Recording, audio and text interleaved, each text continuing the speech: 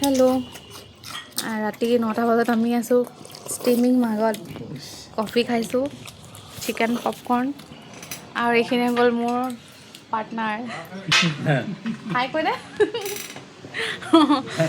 তো এইটো ভিডিঅ'টো যাবই ফেচবুকত হা দীপেন্দা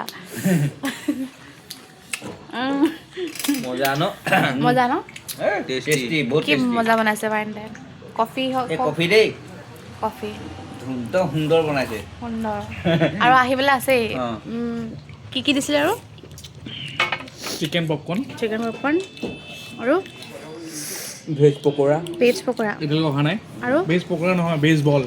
ভেজ বল আৰু কফি দিম 4টা বেলেগ একো নাই দিয়া সেয়াকৈ টানি উজুৰি খাই পিনি যামগৈ ঘৰলৈ ভাত খাব পাৰিবানে আপোনালোকেও কেতিয়াবা আহিব ষ্টিমিং মাগ বহুত মজা মানে গোলাঘাটত